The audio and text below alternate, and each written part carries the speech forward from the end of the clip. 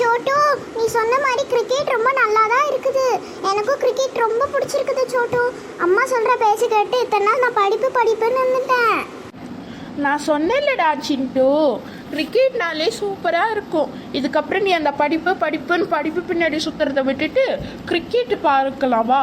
என்ன, நாளைக்கு நம்ம ஃப்ரெண்ட்ஸ் எல்லாம் கூப்பிட்டு நான் கிரிக்கெட்டுக்கு அரேஞ்ச் பண்ண போகிறேன். ஓகேவா? சரிடா சோட்டு, நீ அரேஞ்ச் பண்ணு. அம்மா கூப்பிட்டாங்கன்னா நான் சொல்லிடுறேன் இல்லைங்கம்மா, நான் கிரிக்கெட் பார்க்குறேன்னு. சரிடா, நீ சொல்லுவில்ல தைரியமா. இன்னைக்கு பாரு என்னோட தைரியத்தை. சிண்டு, சோட்டு, நான் அப்பத்துலேருந்தே பார்த்துக்கிட்டே இருக்கேன். நீங்கள் 2 பேரும் என்ன கிரிக்கெட் பார்த்துக்கிட்டு இருக்கீங்க? வாங்க, பிரேக்ஃபாஸ்ட் சாப்பிட்டு ஸ்கூலுக்கு போங்க. சீக்கிரம் கிளம்புங்க, டிவி எல்லாம் ஆஃப் பண்ணுங்க. டைம் ஆகுதுங்க பாரு. இப்போவே 8 மணி ஆயிடுச்சு. சீக்கிரம் சிண்டு சோட்டு, சீக்கிரமா வாங்க. டி அம்மா என்னடா இவ்வளோ வேகமாக பேசிட்டாங்க? இதுதான் உன் தைரியத்தை காட்டுற லட்சணமா?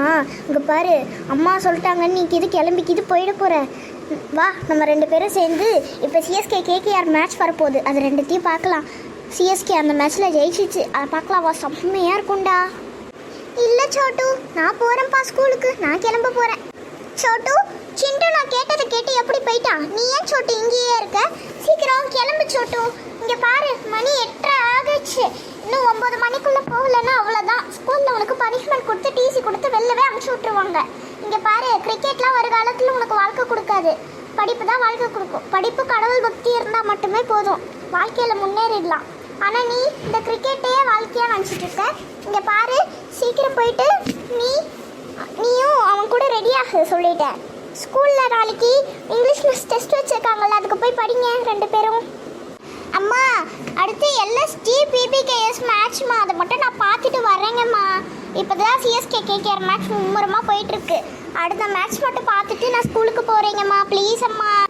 என்னமோ பண்ணிக்கோ, எனக்கு தெரியாது. 20 years later. ஹலோ, நான் டாக்டர் சிண்டு, கார்டியாலஜிஸ்ட் பேசிகிட்டு இருக்கேன். ஓஹோ, நான் இப்போவே வந்துடுறேன். எமர்ஜென்சி கேஸா? சரிங்க சார். சரிங்க சார். சரிங்க சார், நான் வைக்கிறேன் சார், கொஞ்ச நேரத்தில் வந்து. சோட்டு, இங்கே என்னடா வந்திருக்க? என்னாச்சு? நல்லா இருக்கியா? ஏதாவது சாப்பிட்றியா? பிரியாணி ஆர்டர் போட்டா? ஏதாவது சாப்பிட்றியாப்பா? இல்லைடா சிண்டு, எனக்கு எதுவுமே வேண்டாம். நானும் சின்ன வயசில் ஒன்றா மாதிரியே ஒழுங்காக ஸ்கூலுக்கு போயிட்டு ஒழுங்காக சாமிக்கிட்ட ப்ரேயர் பண்ணிட்டேன். நானும் ஒரு நிலைமையில நான் இருந்திருப்பேன்டா. இப்போ என் குடும்பமும் சரி நானும் சரி ரொம்ப கஷ்டப்படுறோம்டா. எனக்காக ஒரே ஒரு உதவி பண்ணுடா. ஒன்றும் இல்லை, ஒரு 1000 ரூபாய் கூட வீட்டில் சாப்பிட்றதுக்கு கூட எதுவும் இல்லைடா.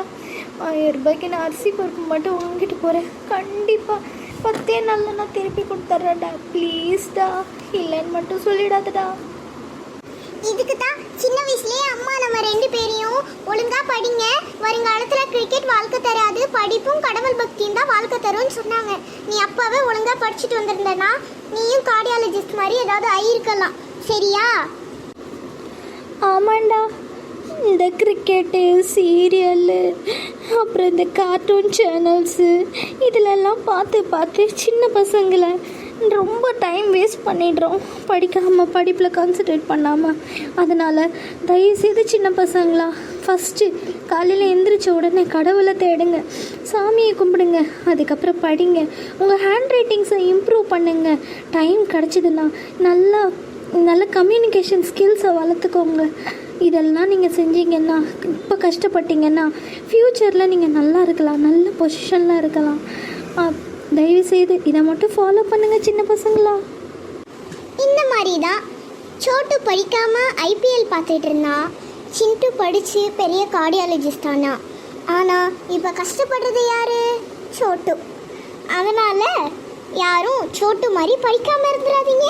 எல்லா பசங்களும் படிங்க. அடுத்த கதையில் சந்திப்போம். பாய்.